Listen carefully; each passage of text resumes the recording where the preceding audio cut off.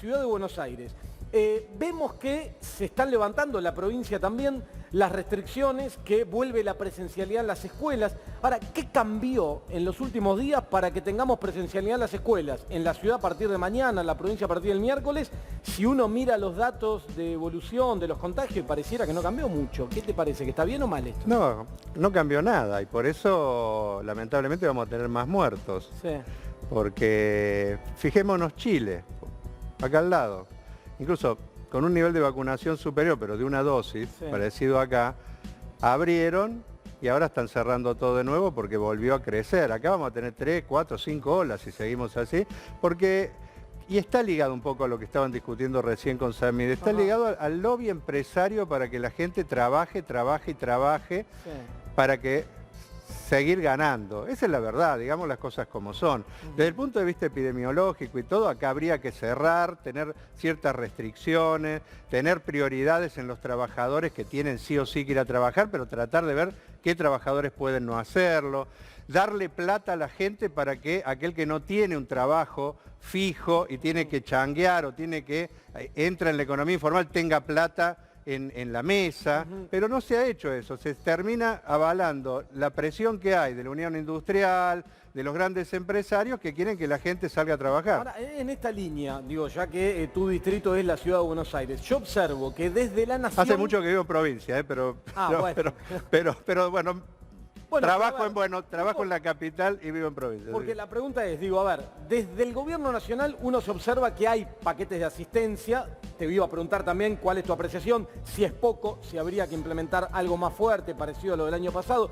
Pero además hay otros distritos, como en particular la Ciudad de Buenos Aires, donde quieren abrir para tratar de, esto que vos marcás, de generar trabajo a la fuerza, porque no hay ningún paquete de asistencia, ningún paquete de estímulo que hayan anunciado para tratar de sostener a los sectores y protegerlos de la pandemia. ¿Te parece que Bueno, es así? sí, porque te vuelvo a insistir, porque no hay una política agresiva para hacerse de fondos como para poder hacer eso.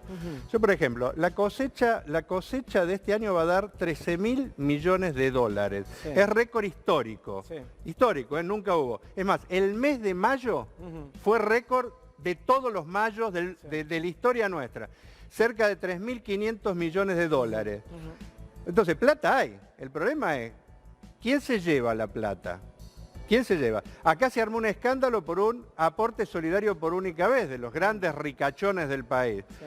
Bueno, entonces plata hay, los bancos no pagan impuestos. El problema es de decisión política y a qué interés vos defendés. Nosotros, desde el Frente de Izquierda Unida, por ejemplo, decimos, y hemos presentado en el Parlamento, una ley para que ese aporte solidario se transformara en un impuesto durante toda la pandemia como mínimo. Después tendríamos que discutir si no sigue, porque hay 45% de pobreza en el país. Entonces, ¿qué se les va a sacar extraordinario a los ojeros que se llenan los bolsillos este año con ese nivel? 13.000, 14.000 millones. O sea, no se puede poner un impuesto extraordinario para hacernos de fondo.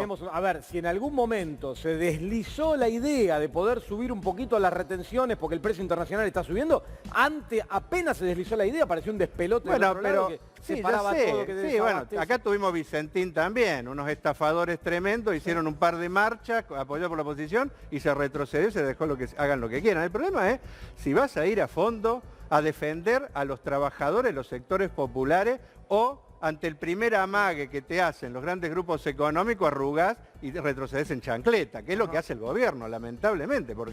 Y aparte, o sea, porque tenemos que discutir los problemas profundos. Está el tema de la pandemia, pero está el hambre y la miseria.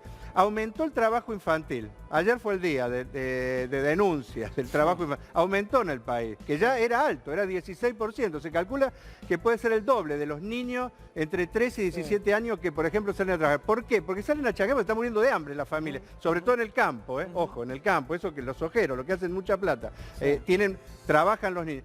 O sea, y se muere de hambre la gente, porque 45% de pobreza es un nivel, uno se acostumbra ya, los datos parecen no ser nada. Quiere decir que la mitad de la población pasa hambre, que no tiene viviendas dignas, que no tiene acceso a una salud como corresponde. Ese es el país real. Entonces, ¿por qué tenemos que permitir que el 2-3% acumule fortunas y fortunas y fortunas?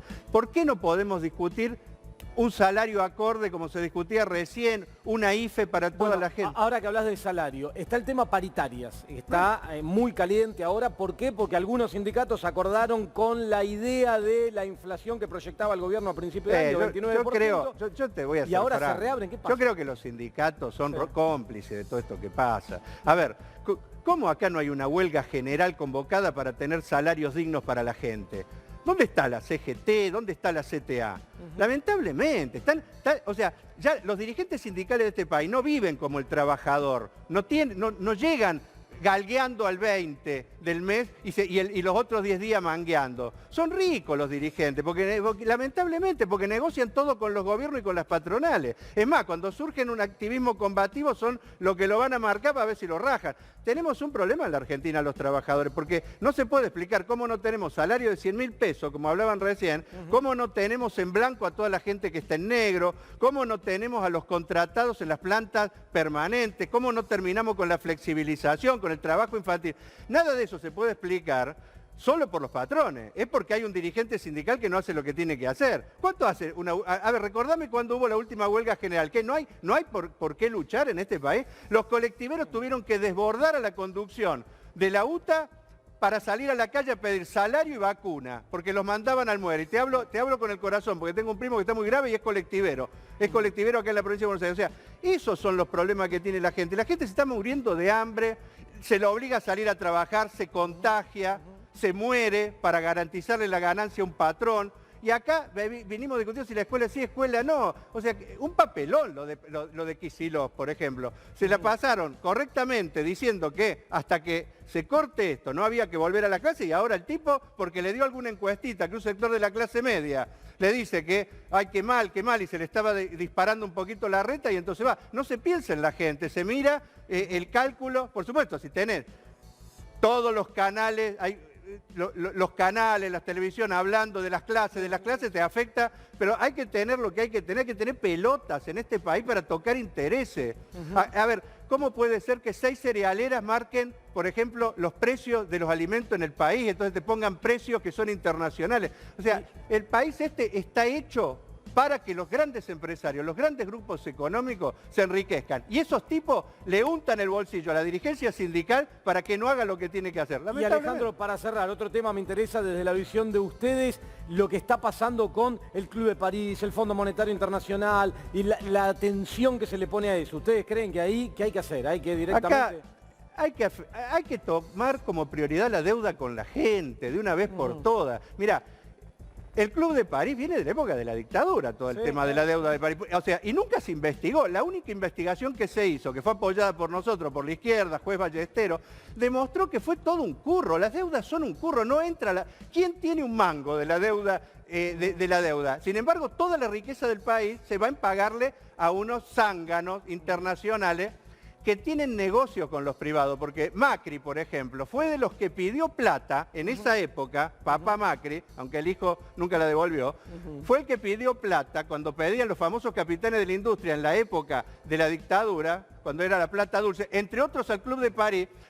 ¿Se entiende? Se pedían plata y después no la pagaron. Y la estatizó el Estado y tenemos que pagar todo. El hijo no solo no la devolvió, sino que nos volvió a meter en un despelote. Total, y ahora 50.000 más y más. Entonces, esa plata, las deudas, van a los bolsillos de los empresarios, a los que fugan capitales.